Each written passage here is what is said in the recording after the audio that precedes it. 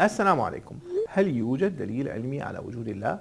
هذا السؤال يحتل مكانة مهمة في الأسئلة التي تصل لأي من المهتمين بقضايا الإلحاد. يأتي السؤال ومعه حيرة وقلق وشغف السائل. أحيانا تكون هناك عبارات مع السؤال تعبر عن ذلك بوضوح. أرجوك يا دكتور بالله عليك، عبارات رجاء واستعطاف توحي بأن السائل وصل مرحلة من المعاناة وأنه يريد الحل ولو برصاصة الرحمة بأي شكل من الأشكال. لابد أنه وصل إلى نقطة لا عودة، إلى متاهة من الشك، من عدم الثقة، يريد شيئا يحسم حيرته ويقضي عليها ولو بالنفي. أرجوك يا دكتور لا تهمل الرسالة، أرجوك. حسنا، السؤال مرة أخرى: هل يوجد دليل علمي قاطع على وجود الله؟ الجواب هو ببساطة واختصار لا. ببساطة لا، باختصار لا. لكن هذا ليس كل شيء، فالسؤال أصلا خاطئ، رغم أنه قد يبدو الآن لكثيرين بديهيا جدا ومنطقيا جدا، لكنه خاطئ في أساسه من جانبين. الجانب الأول أنه لو كان هناك دليل قاطع وحاسم بالمعنى الذي يبحث عنه السائل فلن يكون هناك إيمان. الإيمان بالتعريف يتطلب أن يكون ثمة غيب لتؤمن به. دون هذا الغيب، أي عندما يكون كل شيء واضحا للعيان ومكشوفا، لن يكون هناك إيمان، سيكون هناك تصديق لشيء بعد أن رأيته. من جانب ثاني، السؤال يشبه أن تذهب إلى بقالة الحي وتطلب من البقال أن يصدر لك جواز السفر. بعبارة أخرى، أنت تطلب من المكان الخطأ. طلبك قد يكون معقولا، لكنك تطلبه من المكان الخطأ. لا أقصد الدكتور الذي سألته بحرقة وطلبت منه الرد، بل أقصد العلم نفسه. أقصد مفهوم الدليل العلمي الذي ترغب في استحضاره لينهي حيرتك وقلقك وحرقتك. ليس هذا فصلا جديدا من الخصام النكد بين العلم والإيمان، بل هو وضع للنقاط على الحروف فيما يخص العلاقة بين الاثنين، وهي علاقة تعاني من مشاكل كثيرة.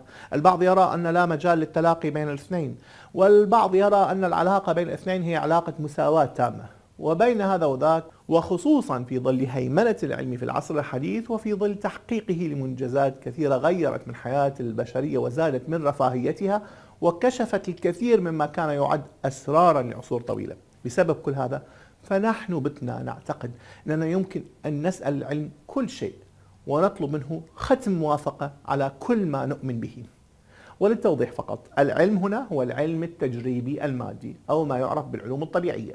هناك علوم أخرى تسمى عادة بالعلوم الإنسانية مثل الفلسفة وعلم النفس والاجتماع، ولكنها غالبا لا تكون مقصودة عندما يكون السياق عن العلم بصورة عامة، بل المقصد هو علوم الطبيعة مثل الفيزياء والكيمياء والبيولوجيا. والعلم حقق أشياء مهمة بلا شك، ودوره في تطور البشرية لا إنكار له، لكن منح العلم الوصاية علينا في كل شيء أمر فيه نظر. يمكن للعلم أن يقيس سرعة شعاع الشمس ويقيس ضغط دمك وعدد الكريات البيض فيه، ويمكن له أن يكشف عن وجود خلل ما في وظائف كبدك ويصبر أغوار دماغك. يمكن للعلم أن يحول الصحراء إلى جنات خضراء وأن يجد الحلول لمشاكل ما كان أجدادنا يتصورون أن لها الحل. يمكن للعلم أن يسهل الحياة على كوكب الأرض على نحو غير متخيل، بل يمكنه أن يأخذ البشر إلى كواكب أخرى ويستثمر فيها. يمكن للعلم أن يأخذنا إلى الحد الأقصى من الكون، ولكن هذا كله لا يلغي وجود حدود للعلم، وحدود العلم هي هذا العالم بكل ما فيه. كل ما ليس من هذا العالم لا يمكن أن يخضع للعلم، ولا يمكن للعلم أن يستكشفه. بعبارة أخرى، كل منجزات العلم هي في المادة، في الطبيعة. أي شيء خارج هذه المادة وخارج هذه الطبيعة لا يمكن للعلم أن يستكشفه أو يصل لحدوده. وليس هذا قصورا في العلم أو عيبا أو خللا، هذا جزء من توصيفه الوظيفي فحسب. للعلم حدود، وحدوده العالم كله، وهذا ليس قليلا.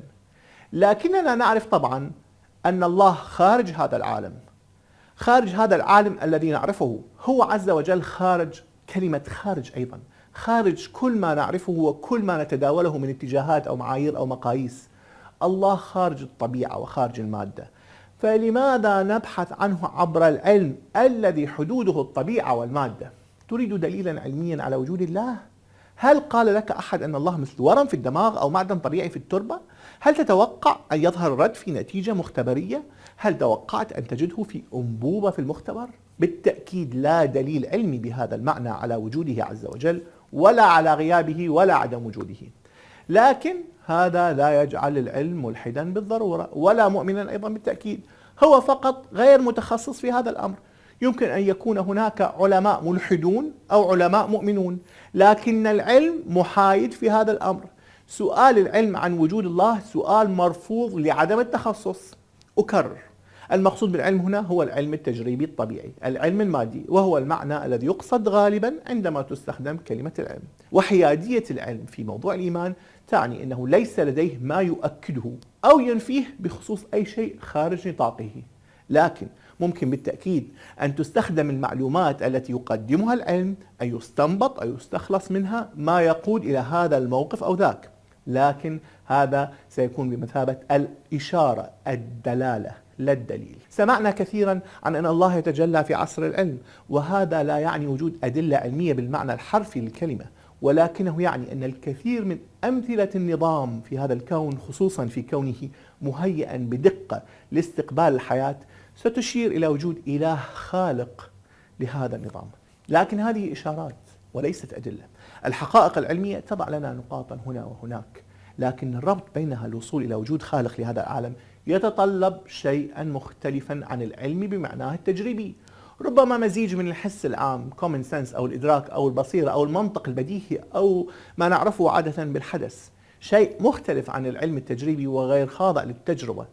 في الحقيقة الإيمان بأي شيء يحتاج إلى هذه القفزة، الليب، أن تؤمن بشيء دون كل الأدلة القاطعة الحاسمة، ولا يمكن القول أن هذا لا يعول عليه. هذا النوع من التفكير الذي يؤمن بشيء دون أن يجد دليلا قاطعا عليه هو الذي قاد إلى الكثير مما صار لاحقا مكتشفات علمية.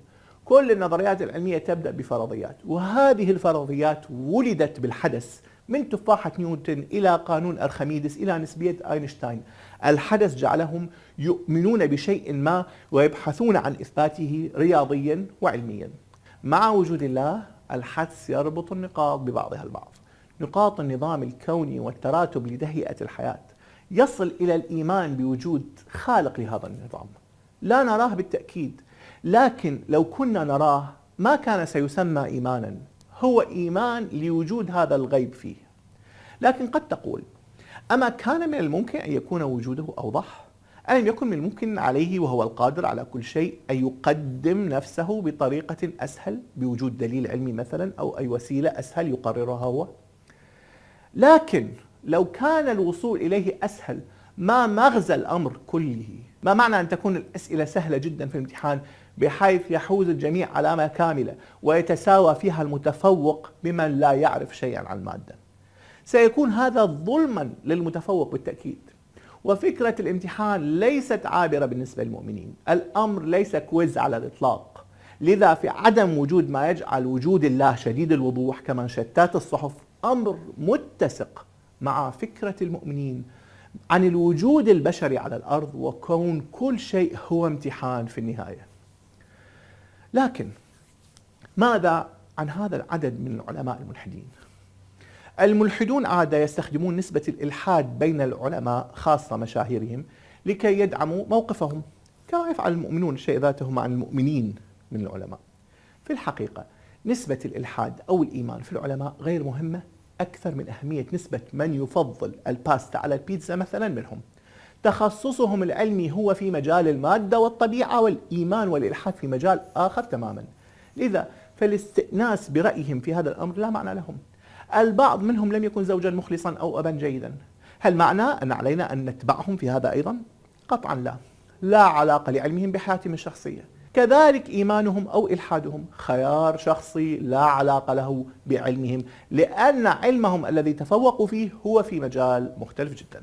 فقط من يعتقد أن الإله مادي ومجسم عليه أن يعتقد بأهمية جواب العلماء عن هذا السؤال. أما ما وراء الطبيعة فلا يمكن لعلماء الطبيعة أن يردوا عن أسئلتها.